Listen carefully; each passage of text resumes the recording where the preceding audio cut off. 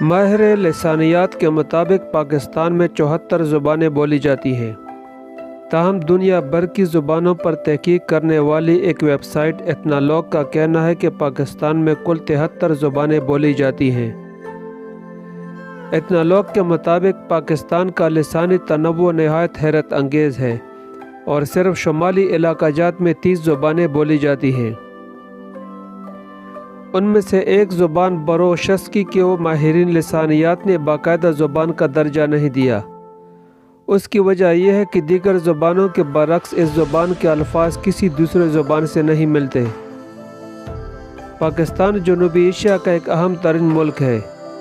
یہاں 23 کروڑ لوگ بستے ہیں۔ پاکستان میں 48% لوگ پنجابی، 12% سندھی، 10% سرائکی، 8% پشتو، 3% بلوچی، 2% ہندکو، 1% براہوی اور 8% لوگ دیگر چھوٹی زبانیں بولتے ہیں۔ اس ویڈیو میں پاکستان میں بولی جانے والی 5 مشہور مادری زبانوں جیسے پنجابی، سرائکی، سندھی، بلوچی اور پشتو کی تاریخ تفصیل سے بیان کریں گے۔ لیکن ویڈیو میں آگے بڑھنے سے پہلے آپ سے درخواست ہے کہ اگر چینل پر نئے آئے ہیں تو اس کو سبسکرائب کریں اور ویڈیو پسند آنے پر ضرور لائک کریں، اور کوئی رائے دینے ہو تو کمنٹ سیکشن میں دے سکتے ہیں۔ قدیم زمانے میں پنجاب سبت سندھو یا ہپت ہندو نام علاقے کا حصہ تھا۔ علاقے کی تاریخ آریاؤں سے شروع ہوتی ہے۔ ماہرین آثار قدیمہ کے مطابق آریا قبائل اس خطے میں 1500 سے 2500 قبل مسیح وارد ہوئے۔ یہ سلسلہ 1000 سال تک چلتا رہا۔ آرین کی آمد سے خطے میں زبانوں کے 2 بڑے گروہ وجود میں آئے، سنسکرت اور پراکرت گروہ۔ پراکرت گروہ لفظ پرا یعنی پرائی اور کرت یعنی زبان سے بنا ہے۔ سنسکرت خاص طبقے کی زبان تھی اور پراکرت عام عوام کی۔ 312 قبل مسیح میں چندر گپت نے پنجاب اور وادی سندھ کو فتح کیا۔ اس نے ریاست کو 5 صوبوں میں تقسیم کیا۔ پنجاب کو قدیم زمانے میں پشاچ کہا جاتا تھا۔ اس مناسبت سے پنجاب کی تمام زبانوں کا تعلق پشاجی اب برنش سے بنتا ہے۔ مسعود سعد سلمان کے مطابق 11ویں صدی عیسوی میں جو زبان ہندوی تھی وہ دراصل پنجابی تھی۔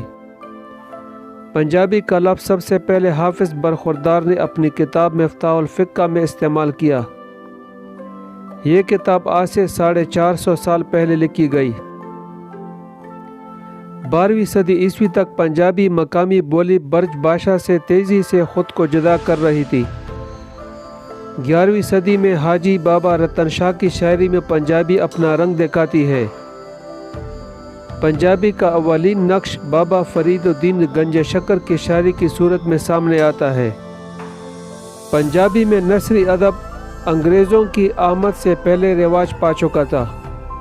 اس کے علاوہ فقہی مسائل پر تحریری کتب ایک عرصے تک مدارس کے نصاب کا حصہ رہی۔ پنجابی کے لگ بھگ 12 لہجے ہیں۔ پنجابی کا پہلا ناول چیوتردی ہے جو 1882 میں شائع ہوا، مگر مصنف گمنام ہے، جبکہ افسانہ نگاری میں نانک سنگھ کا نام آتا ہے جس نے 1934 میں یہ افسانہ لکھا۔ پنجابی کا پہلا ڈرامہ 1920 میں تحریر ہوا جسے ایشور چندر ننگ نے لکھا۔ سفر نامے کی پنجابی روایت پرانی ہے اور پہلا سفر نامہ ایشیا دی سیر 1898 عیسوی میں تحریر ہوا۔ سرائکی ہند یورپی زبانوں سے تعلق رکھتی ہے۔ اس کے بولنے والوں کی تعداد 2 کروڑ ہے جو موجودہ جنوبی پنجاب، جنوبی خیبر پختونخوا، شمالی سندھ اور مشرقی بلوچستان میں رہتے ہیں۔ اس کے علاوہ بھارت میں 20,000 لوگ سرائکی بولتے ہیں جو تقسیم ہند کے وقت ہجرت کر کے گئے تھے۔ افغانستان میں بھی کچھ ہندو سرائکی لہجہ بولتے ہیں لیکن وہاں ان کی تعداد نامعلوم ہے۔ سرائکی زبان بلوچوں کی تیسری بڑی زبان ہے۔ سرائکی کو ایک الگ زبان ہونے کا دعویٰ دیا جاتا ہے، تاہم یہ بات متنازع ہے۔ سرائکی کا ذکر سب سے پہلے 1947 میں قیام پاکستان کے بعد ایک مقامی لسانی پارٹی نے الگ صوبے کے قیام پر کیا۔ پاکستان میں سرائکی زبان بولنے والوں کی مردم شماری پہلی بار 1981 عیسوی میں کی گئی۔ سرائکی کو پنجابی کا ایک لہجہ بھی سمجھا جاتا ہے کیونکہ سرائکی فقرے کی ساخت اور بناوٹ وغیرہ بالکل ماجی پنجابی جیسی ہے۔ اس وجہ سے کئی ماہر لسانیات نے سرائکی کو پنجابی کا ایک لہجہ قرار دیا ہے۔ سرائکی صوبہ سندھ کے 10 شمالی اضلاع میں بھی بولی جاتی ہے، وہاں اسے سرائکی کو پنجابی کے بجائے سندھی کا ایک لہجہ کہا جاتا ہے۔ اس کے علاوہ سرائکی کو اردو کی ابتدائی شکل بھی کہا جاتا ہے۔ سندھی پاکستان کی صوبہ سندھ میں بولے جانے والی اکثریتی زبان ہے۔ وادی سندھ کی قدیم تہذیب سے اندازہ لگا کر ماہرین اس بات پر متفق ہیں کہ سندھی زبان سندھ میں آریاؤں بلکہ دراوڑیوں سے پہلے کی زبان ہے، یعنی 2500 قبل مسیح سے بھی پہلے۔